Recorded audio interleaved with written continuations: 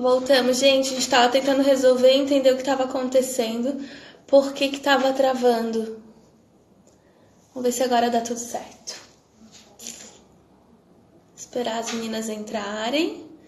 Aí a gente vai dar mais uma sequenciazinha, né, para terminar assim o assunto, não ficar. Conversa de comadre sempre é longa, né? Ai, que bom que vocês estão de volta. A Larissa entrou.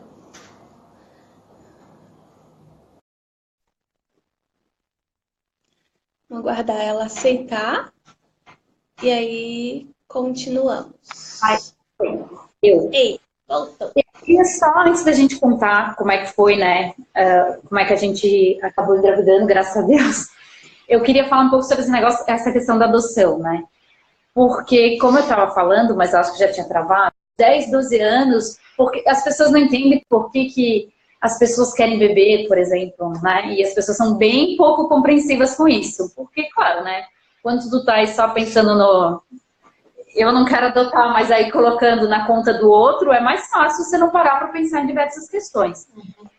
Tanto a Larissa quanto eu, nós estamos na fila, né? Eu tô há uns 4 anos já. E agora que eu fui habilitada, inclusive, né? Essa é uma coisa que eu queria sugerir. Tem muitas questões a serem pensadas com relação à adoção, muitas. E eu não preciso nem enumerar, porque quem tem dificuldade em engravidar já pensou nelas, já teve muita dificuldade de aceitar a adoção, já escutou 50 mil histórias de adoções que deram muito errado, como também escutou de adoções que deram muito certo, né? Mas o que eu acho, gente, o que eu sugiro, que foi assim que eu convenci a Larissa, entre na fila. Porque tu vai ter tempo para amadurecer essa questão, para pedir muitas luzes para Deus, e tu podes desistir a qualquer momento, tu podes mudar o perfil da criança que tu estás procurando a qualquer momento. O que não dá é para tu ficares 5, 10 anos tentando ter um filho biológico, e aí depois de 10 anos tu desistes, e aí tu vai ter que viver o luto disso, para daí entrar numa fila de adoção e daqui 5 anos conseguir adotar. É que nem a gente pensa quando vai engravidar, né? Então, resolvi adotar. Estamos certos, não há mais nenhuma dúvida, vou adotar. Vai vir daqui a 2 meses, daqui a 3 meses. Não é assim, né? É que nem a gravidez. Demora o processo. Então, quando você às vezes se sente preparada, a criança não vem, demora anos. Claro. Dependendo do perfil, demora anos para a criança vir, né?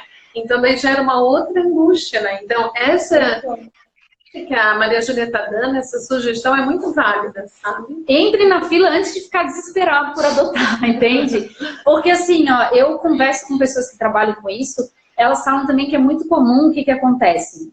É bastante comum. A pessoa, ela demorou demais para entrar. E aí ela entra, e aí ela vê que está demorando muito, então ela vai alargando cada vez mais o perfil de criança, né? Que ela quer, mas assim, sem parar para pensar se ela realmente dá conta disso, sem parar para pensar em todas as questões que envolvem, por exemplo, uma adoção tardia, né? E aí o que nós temos? Um alto número de devoluções na adoção. Né? Então, faça as coisas com calma, mas o primeiro passo é entrar, porque você não vai entrar na fila e vão te ligar no dia seguinte com uma criança, entende?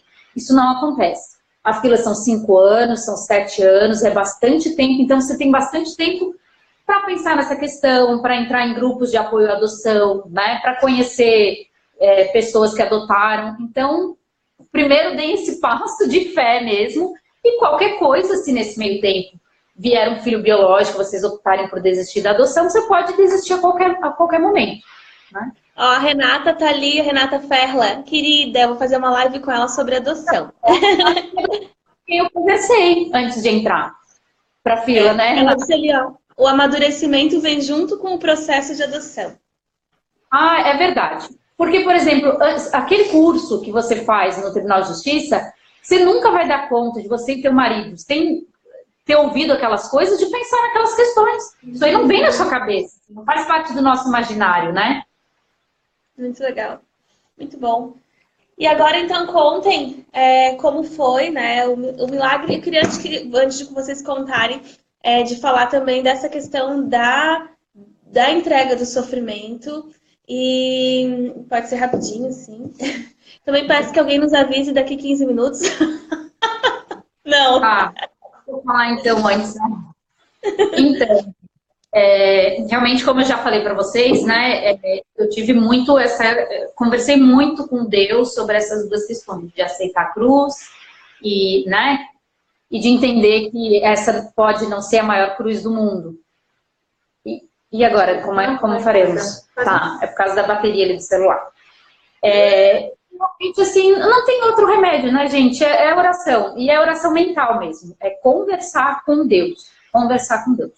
Ter um minuto na tua agenda, porque as coisas importantes a gente tem horário marcado para começar e para terminar, para conversar com Deus sobre isso, né? Então, se eu deixar para rezar só quando eu tiver vontade, só quando brota do meu coração palavras de louvor e de hinos de salmo, eu não vou rezar, né?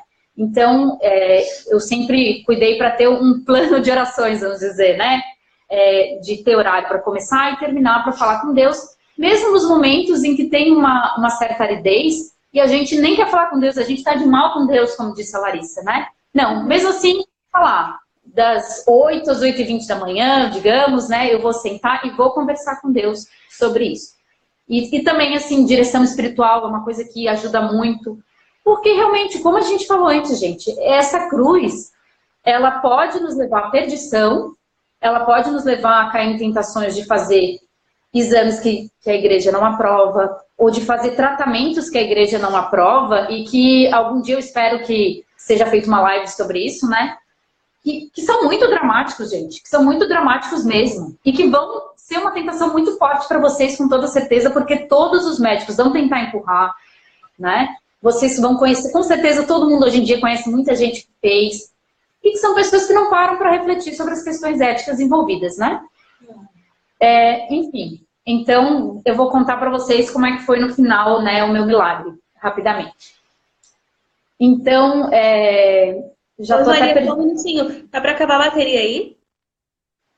15%, isso tá. Você não tem eu tenho um carregador ali na minha bolsa. Oi? Tem um carregador lá, ele queres pegar, tá na minha bolsa. Eu acho que dá pra gente encerrar. Tá, então tá bom. Então, agora eu já tô até perdida nos anos, tá? Mas, como eu contei hoje pra Gabi, no dia 13 de maio de... Que ano? Foi 2017. Então, no dia 13 de maio de 2016, que foi um ano muito dramático, foi um ano que eu engravidei e perdi um bebê. E aí, realmente, foi muito dramático. Porque, assim, quando eu vi o positivo, eu já contei pra todo mundo. Eu fiquei, assim, durou 9 semanas. Nas 9 semanas ali, né, depois que eu descobri 4 semanas, eu só planejei quarto, eu só quis encomendar enxoval dos Estados Unidos, eu só quis curtir isso porque eu tinha certeza que Deus nunca ia me dar para depois tirar. Eu falei, nossa, isso aí era certeza, sim, absoluta. Meu Deus me ia fazer uma sacanagem dessas, né? E aí eu perdi.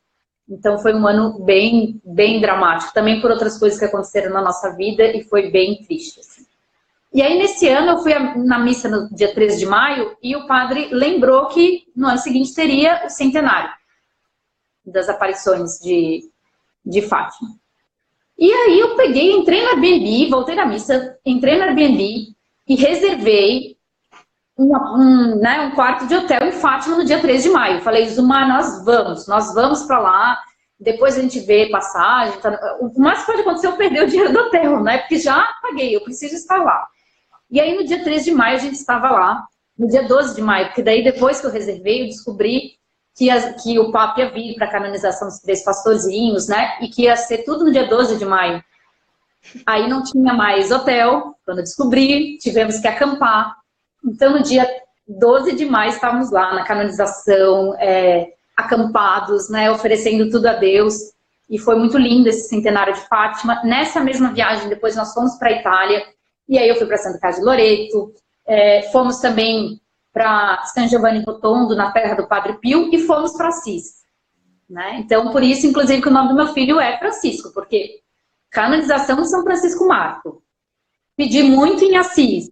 O nome de batismo do Padre Pio, Francesco, só podia ser Francisco, meu filho, né? Então, fizemos tudo isso.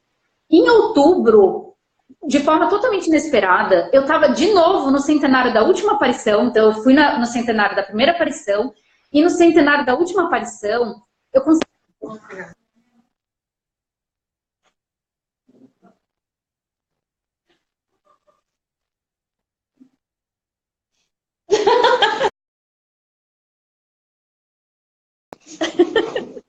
Gente, minha aqui tem... Elas invadiram a minha área! Tá, eu vou continuar. Amei a ideia. Pera aí, deixa eu afastar aqui pra A bateria realmente acabou. Não vai quebrar meu vaso. Então, gente, eu não tinha planejado estar no centenário da última aparição de Fátima, né? Mas aí... Tá travando ainda? Não, né? Não, agora deu. Mas aí o que aconteceu? A minha irmã foi lá com o orientador dela, fazer sei lá o que em Portugal, uma parte do curso dela. Minha mãe foi. Aí a minha mãe me chamou do nada, falou: ó, Júlia, eu tenho milhagens, venha. Aí, conclusão, lá estava eu no centenário da última aparição de Nossa Senhora em Fátima, né? Dia 13 de outubro. E eu tava passando muito mal. Eu cheguei a perder peso, de tanto que eu tava passando mal. No dia seguinte, fiz o exame e descobri que estava grávida. Foi assim, nossa, não tem palavras, né, gente? E aí nós estamos aí, o nosso milagre maravilhoso, lindo, que, meu Deus, o Francisco está com 1 ano e 1 mês, quase 1 ano e 2 agora. Nossa, estamos muito felizes mesmo, assim. Muito, muito, muito. Ser mãe é muito bom, né? Meu Deus, é uma graça muito grande. Mas agora eu vou passar para vocês a Larissa, que a história dela é bem legal. Deixa eu vir mais aqui pertinho, para vocês me verem melhor. Mas pode vir aqui também, mas deixa eu... Agora eu vou ler os comentários que eu queria tanto. Então, no meu caso, como eu comentei durante a live, né, que a gente não sabia ainda ao certo qual era o problema, né? Então, foi em vários médicos, aí às vezes ia, daí desistia, né? Ia de novo. E daí chegou um certo momento que eu fui, né, numa médica, e ela falou assim, ó, Larissa, eu não tenho mais, assim, o que te falar, não sei mais o que te dizer, então acho que é melhor tu ir numa médica de infertilidade, numa especialista em infertilidade. E isso foi o primeiro choque, assim, que eu levei, né? Eu digo que foi a primeira facada, a primeira punhalada. Como assim infertilidade, né?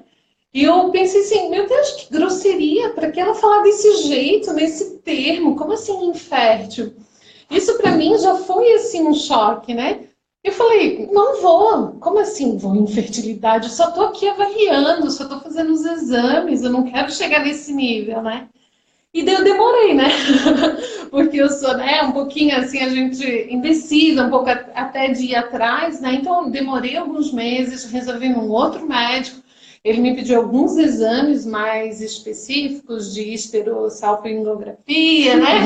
E disse que depois que as mulheres faziam esse exame engravidavam, né? Eu falei, então é agora, né?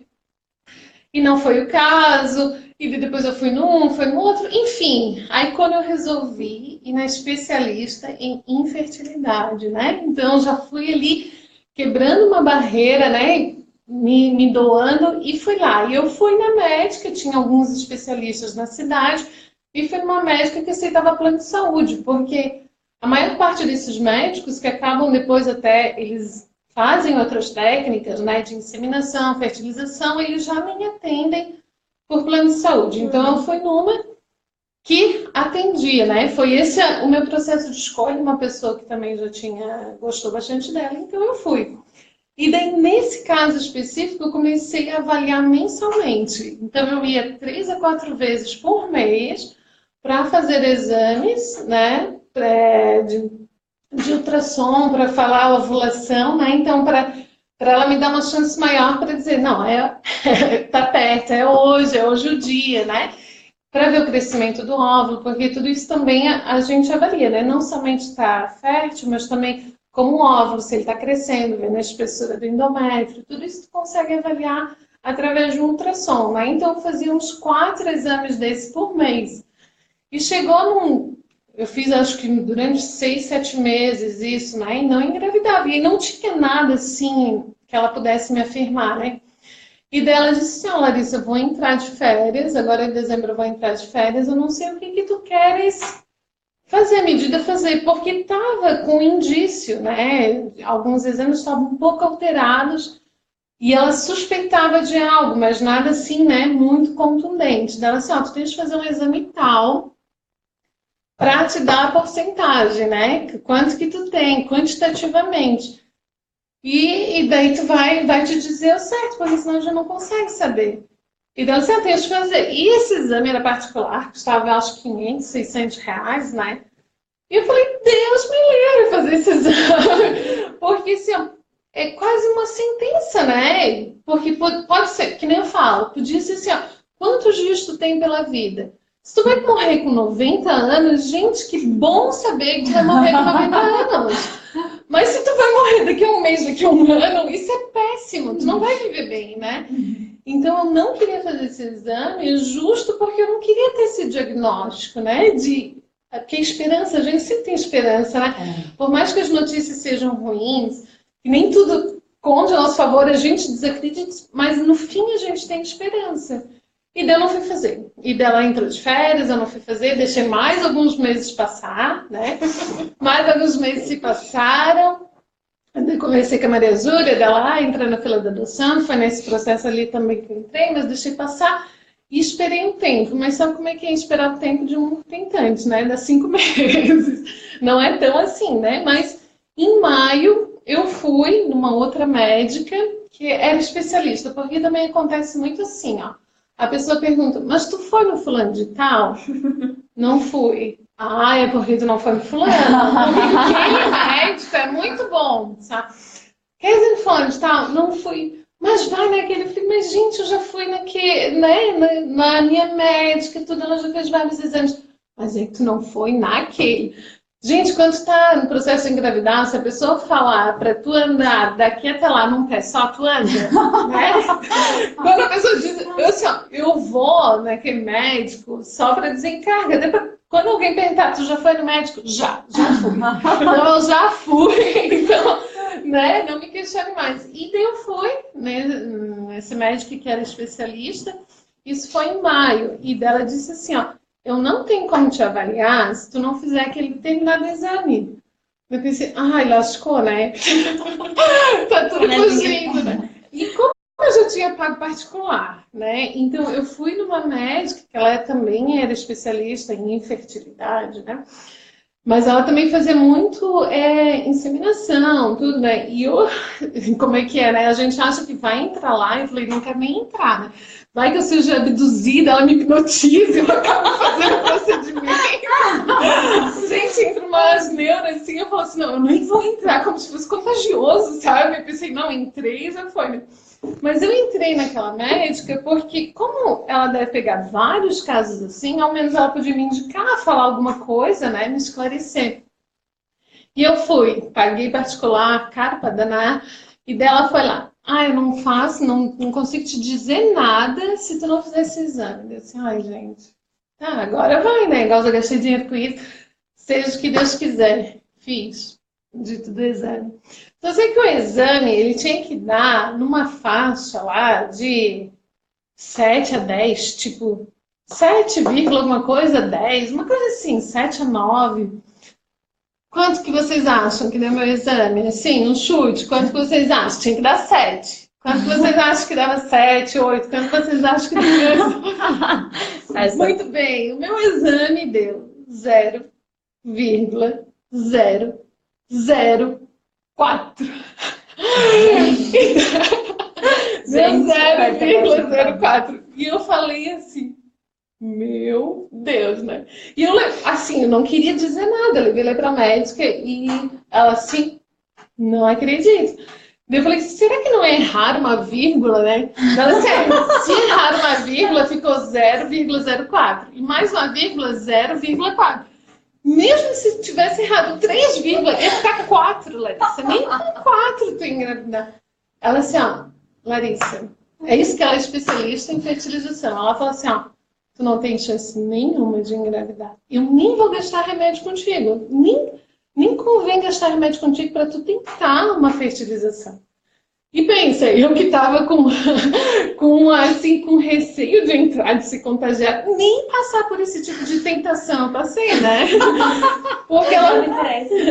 Depois eu falo, porque assim, Eu não tinha chance, né? E ela falou, Larissa, o bom disso é que tu chega lá, agora tu vai poder relaxar, né?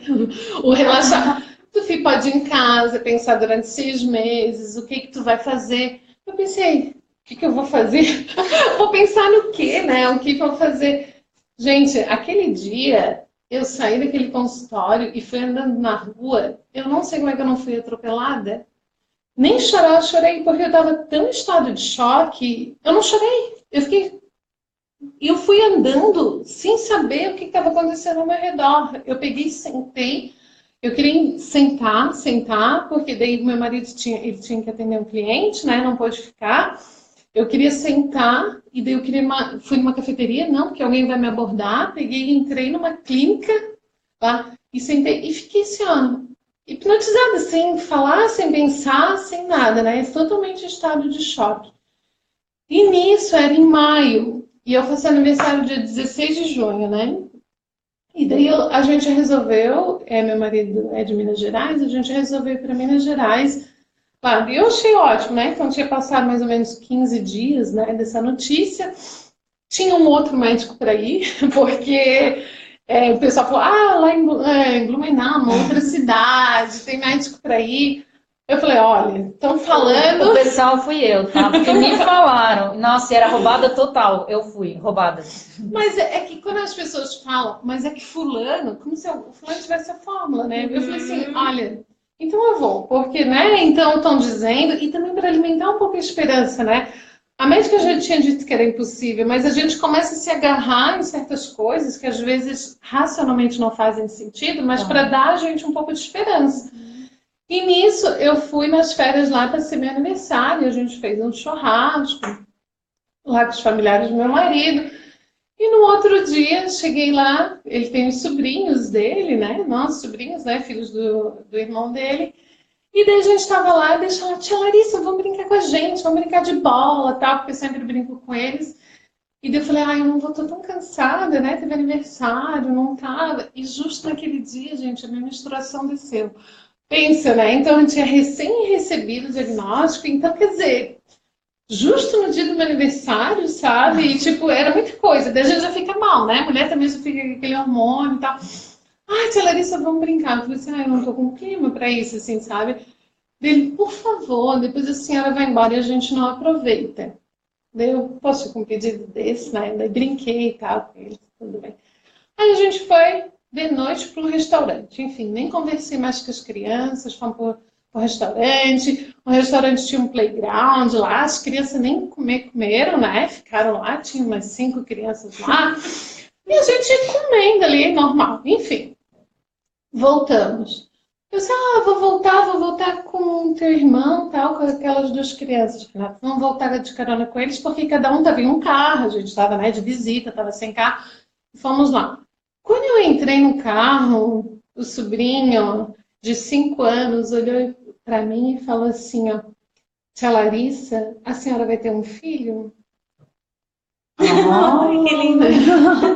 Aí pensa, eu com diagnóstico de 0,004, a médica falar que é impossível ter, né? Tudo isso te passa assim numa fração de segundos, né? E quando ele falou, tu vai ter um filho, daí eu pensei, primeiro eu pensei, tadinho, não sabe, não sabe a situação, né? Daí eu falei, vou? Dele, vai. Daí eu respirei fundo e falei assim, amém. Eu creio, eu acredito, Senhor. E daí a mãe dele falou assim, sabe por que, Larissa, que ele falou isso? Porque eles ficaram perguntando, mãe, por que a tia Larissa não tem um filho? Já que ela gosta tanto de brincar com a gente, se divertir. Ela falou assim, porque a gente tem que rezar, a gente tem que pedir a Deus, né? E eles rezaram, eles foram naquele dia à missa e pediram, por favor, meu Deus, eu te peço um filho para tia Larissa. Ai, gente, oração de criança é tudo. Inclusive o Luiz Antônio viu ali, né? Nós temos o filho de uma amiga nossa que também rezou muito. Oração de criança é outro nível.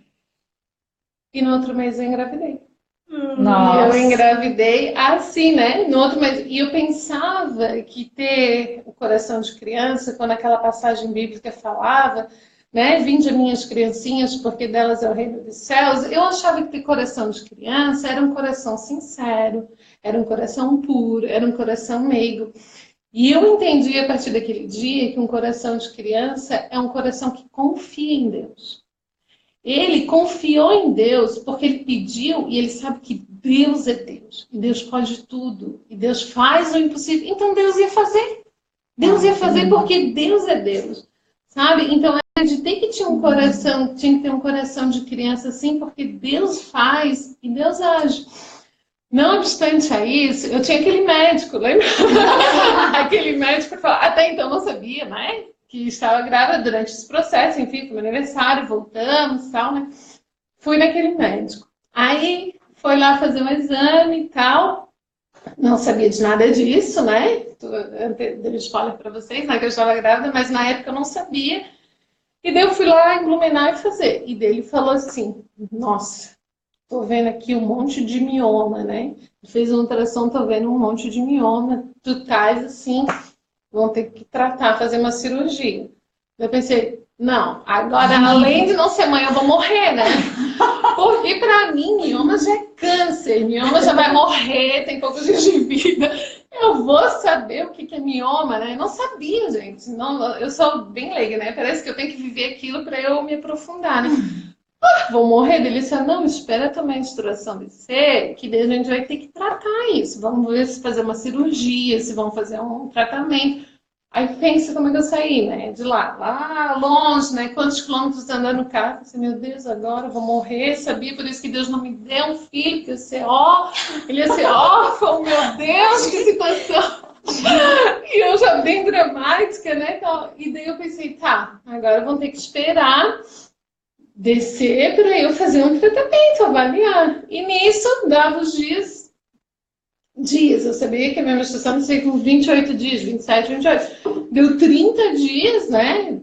Ah, vamos fazer um exame de sangue. Assim, será? Quer ver, ó? Eu vou chegar lá, faço o exame, pago o exame e eu chego em casa, né? Não tem nada, né? Aí eu assim, meu Deus, não vou.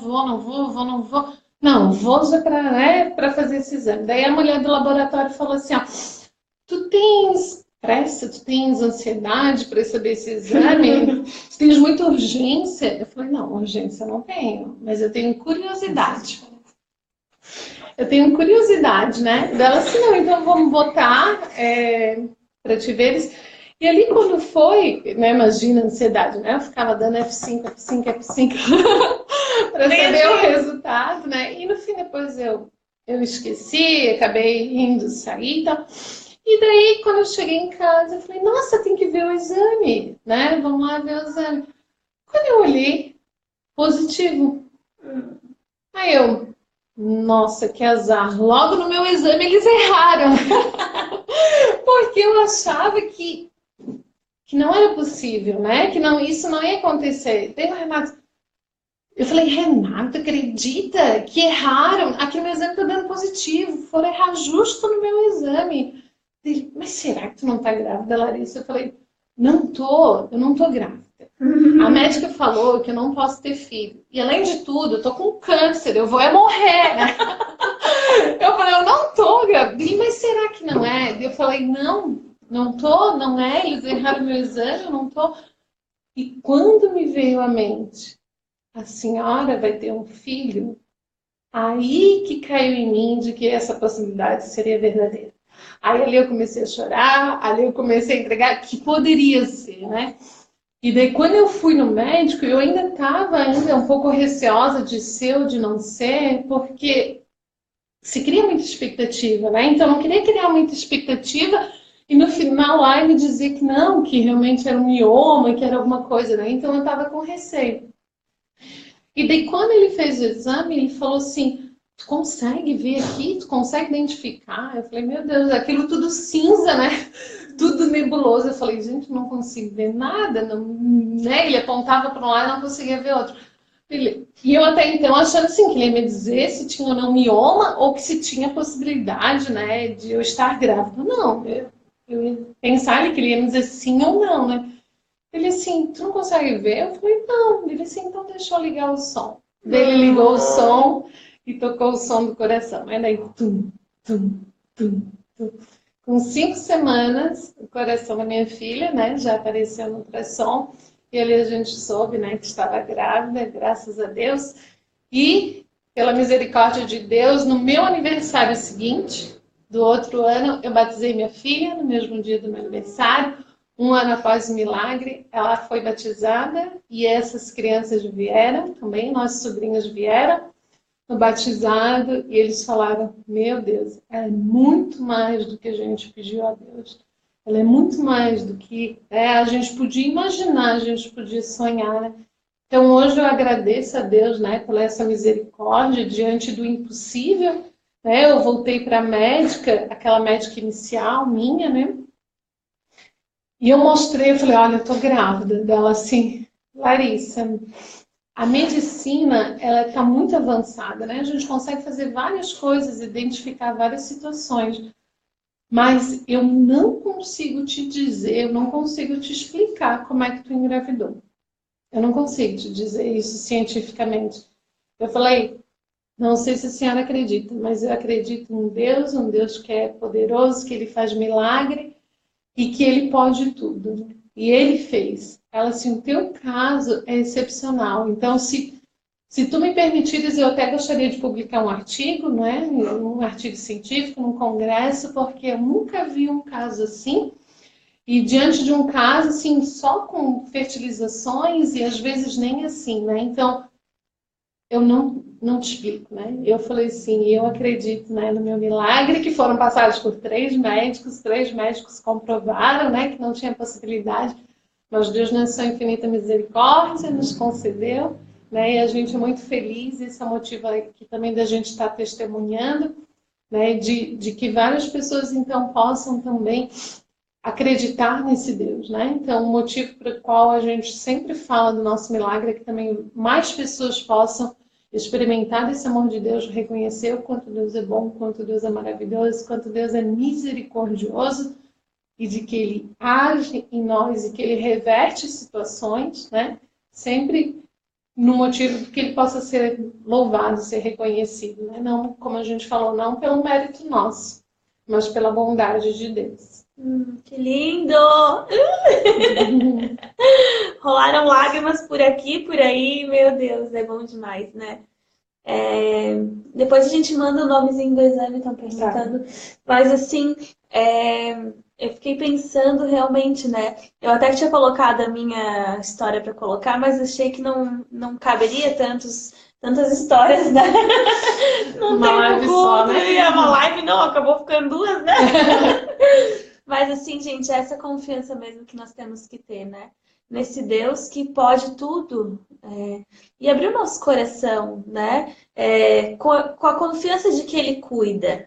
Se é vontade dele, se for, né? A vontade dele vai acontecer no tempo dele. Hoje também eu recebi eu coloquei nos stories uma mensagem linda de uma mulher que adotou uma criança, porque depois de 9 anos tentando não conseguiu, e depois da adoção, depois de 4 meses, engravidou de 1, 2, parece que ela já tá com 3. Então, assim, a gente tem que acreditar e confiar, né? E caminhar nessa confiança, entregando a cada momento. Francisco, a Maria Júlia foi atender o Francisco. Exatamente.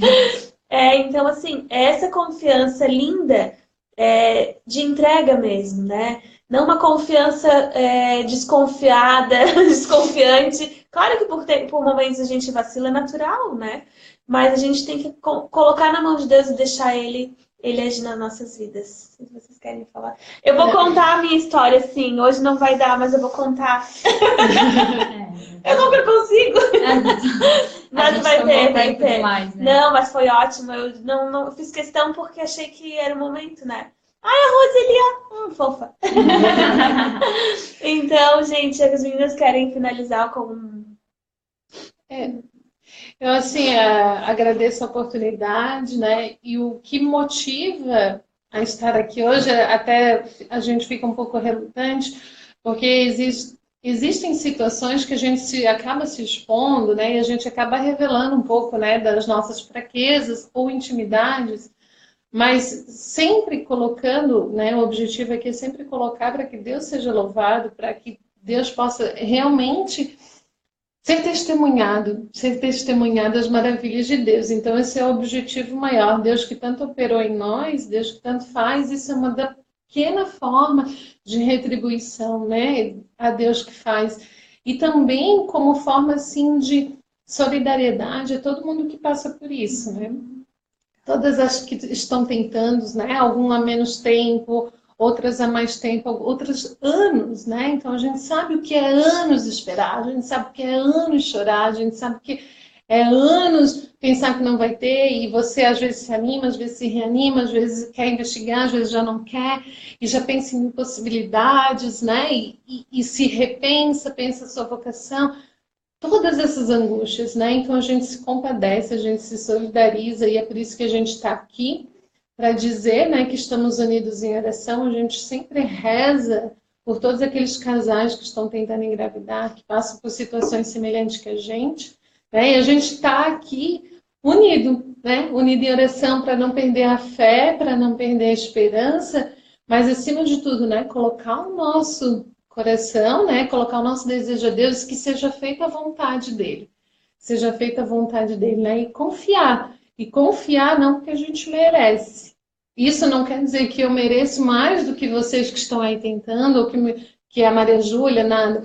Mas é porque Deus é misericordioso, né? E Deus se compadece de nós. E confiar em Deus. E é isso que eu tenho para falar, né? Conte com as nossas orações, não perca a esperança, acredite em Deus, né? Continue com as suas orações e estamos unidos.